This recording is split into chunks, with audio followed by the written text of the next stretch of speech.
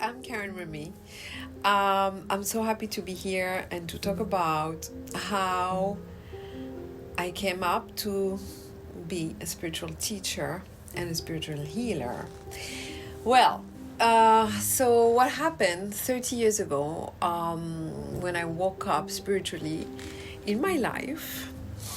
So here I am in Paris. I'm working in finance, have an amazing job that everybody was really impressed with. And I had an MBA and then went into finance. I just wanted to have a voice. I was not obsessed with money at all, but I was more obsessed with the power of women in society. And I felt finance was really the right place to be at that time. Would be very different today though. Anyway, at that time, I was super successful and the success didn't bring me so much joy. And I felt like almost anxious about it because I felt, well, this is so weird. Why? The more you get what society wants you to have, the less you feel happiness and joy. Authentic joy. And this created in me some anxiety about life because I felt this is a break in the paradigm of life. Like, it's not success that really brings me what I'm looking for.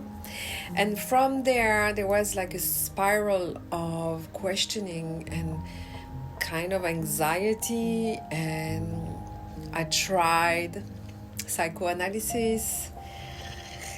And I remember that day when this amazing man told me you should revise your relationship to your dad to find this. And I felt like, well, I just felt that for 2 years with this man, I learned a lot about me, about my patterns and my relationship in my life, in my family.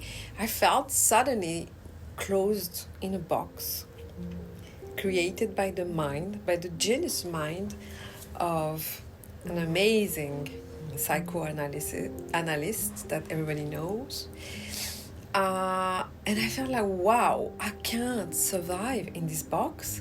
I don't belong to this box.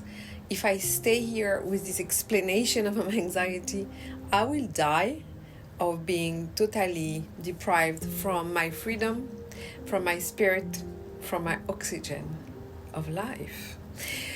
So I said, sorry, but I believe in magic, I believe in spirit, I believe in so many more things than only this box of relationship with your dad, your mom, etc. That I felt, okay, thank you for teaching me a few things, a lot of things, but thank you to show me how much I don't belong to this way of thinking. Because it's not about thinking, it's about being. It's about connecting with life juice, with life energy, with the energy of my soul, about my inner self. And I really got that, really reaffirmed that life is magical and you just have to just believe in it. It is in your heart anyway. It is in your soul. It is in everything you do. Magical life is everywhere. But you have to believe in yourself. You have to connect to yourself inside. You have to connect to the magic of life. You have to discuss with life, with nature, with the elements, with everything that is surrounding you. And nothing has to do in your life with it's the fault of this, it's this or that that is responsible for your life. No, sorry. I am sovereign about my life. I am a spirit, a soul. I am discovering it every day. Everybody is the same, by the way. That's why I'm talking about it. Otherwise, I would keep it for myself, right? So what I mean is, like, we are sovereign in this life. We bring an amazing amount of energy, of light, of love, of wisdom, of sharing, of caring, we're here to share, we're here to give, and we're here to really express what is inside, and that has been covered and hidden by so many things in this world, like you should be this, you should be that, da da da da da da. So coming back to this moment when I woke up spiritually, is that I was in finance, I was super successful, earning a lot of money, and this didn't touch me. It was like raindrops on my raincoat. It was like nothing was penetrating my inside. Nothing was triggering joy. It was triggering success and ego. My ego was, wow, I'm the best. I'm 28. I'm earning this. I'm a director of blah, blah, blah. And this brings you anxiety because you feel like, okay, everything is on the shelf, but nothing touched my heart. So that's number one. From there, I felt like I need to change my life. I need to understand who I am. I need to understand what makes me smile, laugh like a child. And also what is going on inside of me. Because since I'm born, I really felt a calling to spirituality, to mystics, to churches of all religions. I don't believe in only being in one religion, or I don't believe in limits. I believe in God, in the universal force, and I believe we are all part of it, and I believe we are soul who belong to this universal force. So, well, I was always attracted by the wisdom of the ancients, and I come from a family of mystics back then in Morocco, in the Atlas Mountain, and I think it always, you carry what is in your genes. You use it or you don't. It's your choice. It's your journey, right?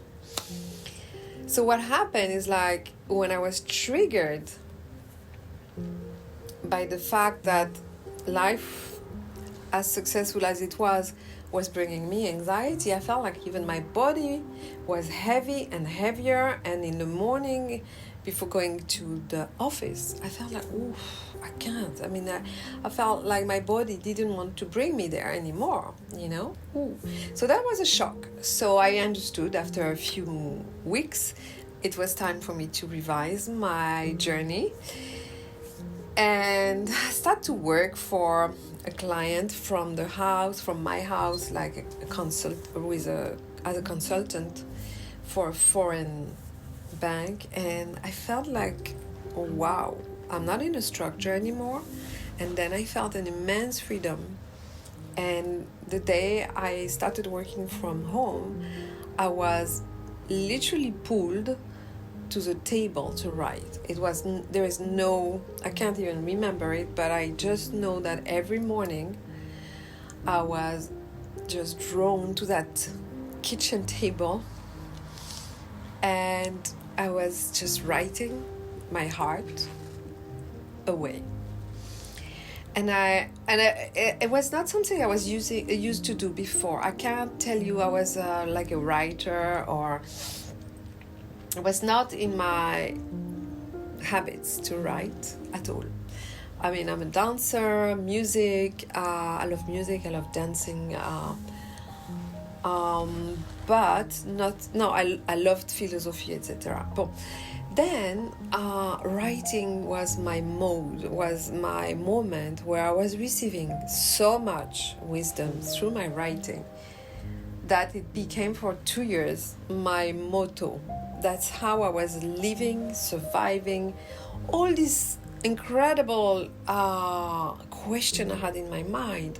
And I felt suddenly that I was not alone. I had a lot of glimpses of messages from different entities, presence, masters, guides, ancestors, and it was coming, from different beings. I'm not telling you now the names, and I'm totally open to it. But it was, imagine, like, from finance, 24/7, trying to, reach success, seeing clients, being in the posh places and busy all the time with 10 phones, to suddenly becoming a kind of a mystic, someone who was completely guided in a search that I had no idea where it was going, who I was going to be, which job I was going to have, which money I was going to earn after that, So like I was like, but there's one thing that I will never remember, never forget, sorry. It is the day I decided to quit my job. I was animated by such a force inside myself, such an energy. And this reminds me the energy when I go on stage, when, wow, you have to go there. So this is the same kind of energy, like, okay, it's time for you to quit your job because your life is not this job, and it's something that you're going to find out about it. So this is huge. And whenever you have a passionate force in yourself, you can't ignore it. Because if you ignore it, I call it self-torture, because it's a force, you're animated by a passionate fire or a very deep train of energy that will never stop talking to you and say, I want to do this, I want to do that. It's like an artist who doesn't listen to his gifts, So that's what happened to me. So I remember that day when I went to quit, so my boss was looking at me like she's totally in or a net case or in a crazy day. And he was very upset. And I knew I had no choice. So I did it. And I was very afraid. Like when you jump in a very, in a pool from a very high... Just when you jump in a pool and it's very, very far high, like in Mexico when they jump from the high rocks, in Acapulco. I felt that. And I did it. And then I had to live with this. I had to leave socially a lot of groups because I could not even tell them why, because I didn't know myself. So from there, I started writing, searching, and I finally had time by myself, which I was not aware. I didn't know how it was to be always alone.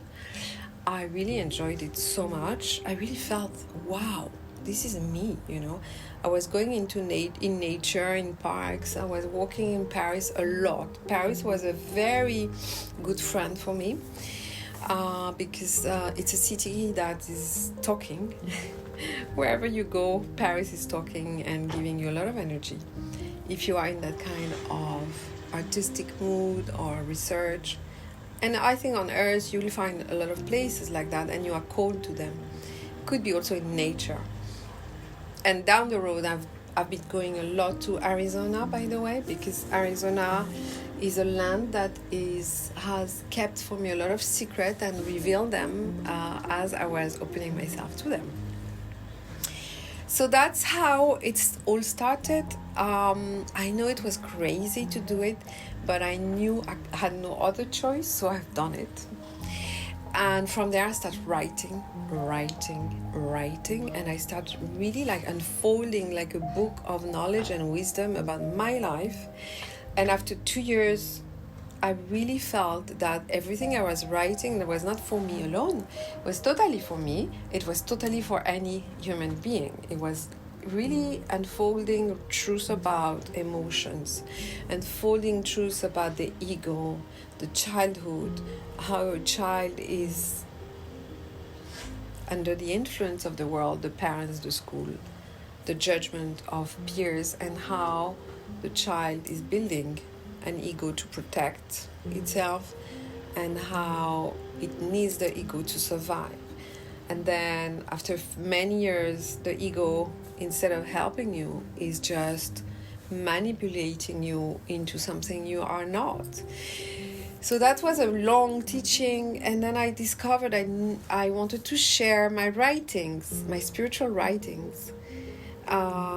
and I was guided to an amazing publisher in France, Geek, and then I gave my writings like a block of paper, and he really felt it was great or right, and then he published me. So, and I called it the Metamorphosis of the Angel,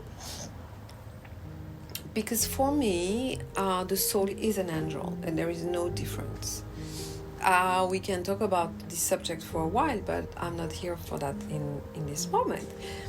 So the whole book was about how you think you are this human being as an ego, and how inside lays the soul, and the soul is behind that ego and is not living the life promised to be, and then that the ego, the more you work spiritually, is just opening and releasing the grasp on your truth.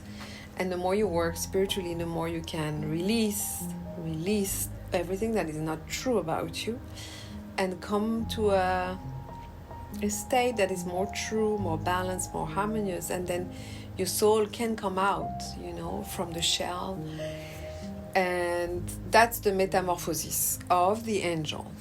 So that was my first book. It was a big piece of my life in this book. Then I started to share and discovered that naturally I was giving sessions, a healing session to people, because my channel gift was for me on paper and hearing and writing, and then with people, just receiving people. The beginning was really with people. It was just spontaneous, that I was receiving their energy and their question, and then I felt like my ability to channel was just merging with the soul call, like in people, the soul is there waiting to be heard, and sometimes you reach an energy, or you meet a healer or a teacher, and this teacher is just holding a mirror to your soul, and the teacher can bring you the truth, can show you that mirror image, and that gives you realization, and that's worth so many years of psychology and work on yourself. So that's what came to me. It was like I was able to bring the message from the soul to the people, so they, instead of being deaf and not seeing, not hearing the soul, I was bringing them this ability to hear, to see the message of the soul, to see the message of life. Now it's time to move on, etc., etc. So that's what I do with people in private sessions, and I've done it for 10 years. It was amazing. Then I've given a lot of workshop, mostly in America, because at that time, I don't remember. At that time, in France, spirituality was not seen with an open mind, and where in America, in Arizona, I was really drawn there, first of all to discover who I was more, but also I met a lot of people who wanted to work with me, and I've given a lot of workshop, a lot of guided meditation, a lot of channeling, etc., etc. So and then, so that's on the spirituality, and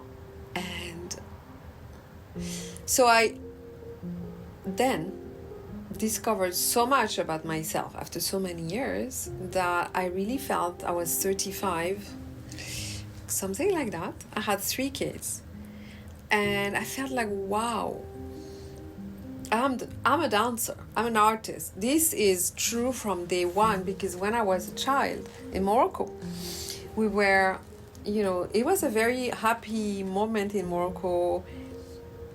I was very lucky there to be there at that moment. A lot of celebration of life, and I was always dancing for parties, people, celebration, very naturally, and I was a natural dancer.